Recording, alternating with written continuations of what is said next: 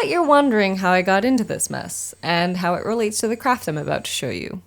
Well, it all started when I was very kindly invited to participate in Monster Bash 5 by Conjured Crafts, so I hopped on a call, very nervously, got my 6 cards, got off the call, and would you believe it? This idea just hit me. After drawing out my design, I got to work doing a thing I'm not practiced in, using a medium in an unfamiliar way. But hey, what's creativity if not for encouraging me out of my comfort zone? I figured the limbs would be a decent place to start because I could just use the hot glue sticks themselves as a foundation. I based the arms and legs on elongated human anatomy and plumped where I thought appropriate and used the tip of the glue gun to smooth it over. I have a low and a high temperature glue gun, which I used pretty interchangeably, but primarily used the low temperature tip for smoothing because it gave me quite a bit of control, where the hot temperature nozzle would remelt the glue a little too quickly for my liking. To speed up the process, I learned a neat trick where you can flash cool hot glue by dipping it in cold water. So I did this throughout to hurry things along. Wylock's Armory is what gave me the idea. To connect the limbs, I wanted to make ball joints, so I dug the nozzle tip into the end, smushed it around, and then smoothed the excess glue into a shape that would fit a small sphere and have room to be placed next to the adjoining part of the limb, especially if the limb was going to be bent. Comparing it to my drawing, I knew the thigh needed to be a tad shorter. Easily amended. Et voila! The arms were a similar ordeal with a bit of a length difference. This is where those chopped thighs came in mighty handy. Making the balls themselves involved very wet hands. I started with a blob directly into the water, then smushed, blobbed, smushed, blob, smushed, until I got about a sphere. Then I smoothed, smushed, smoothed, smushed. Nice. Now the feet is where it starts to get tricky.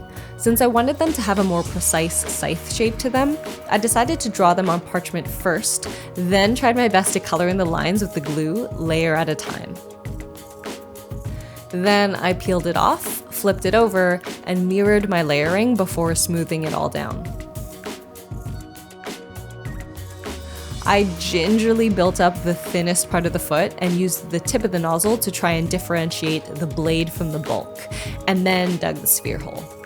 I mildly considered that the feet would be weight-bearing, so I tested it before saying good enough. Now the hands. They were such a challenge, and I think it's a miracle they turned out as well as they did. These were so fiddly to build up and shape, but using my own hand as a reference to see where the bulges and creases were helped immensely. Some of the digits I chose to build up and then glue on individually so they wouldn't interfere too much with shaping the neighboring fingers.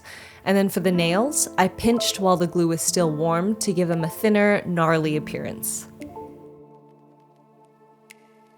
For the body, I drew an oval on parchment paper using my limbs as a size guide, and then let my glue guns feast upon a dozen sticks. It was very handy to have 2 glue guns on the go because when I emptied one chamber, I would switch to the second glue gun and go back and forth, giving them each time to heat up and for the layers to cool down. Here's some ASMR for your eyeballs.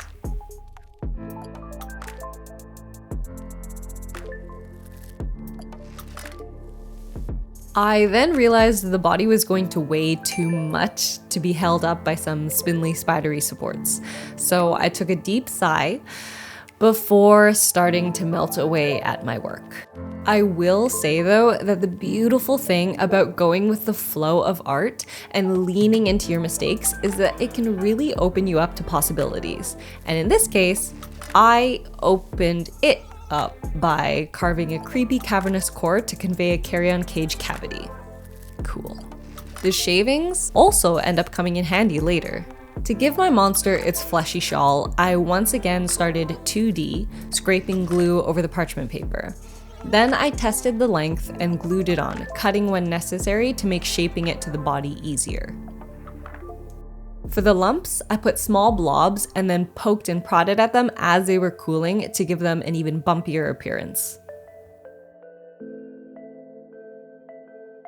To complete the look, I ran my glue gun tip back and forth over the rest in light passes to make it look more scraggly. It's very similar to how I demonstrated making dead trees in the forest video. And it is here at the head where my journey to full human 3D printer is complete. Please enjoy this montage along with some audio ASMR. Thank you to all my patrons whose support I am incredibly grateful for. If you want a chance for your name to be used as a future pun and see some behind the scenes, you can come check out my Patreon too.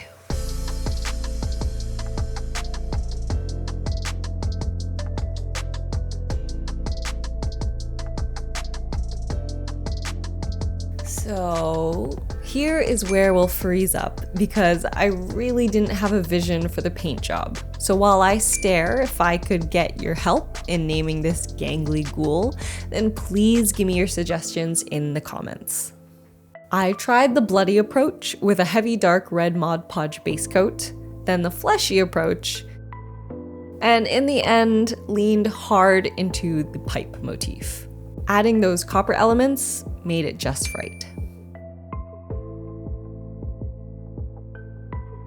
But I had one last hurdle. Hot glue does not for stable legs make, so as a last hurrah in this learning process, I turned the whole thing upside down. And here he is. Tell me in the comments what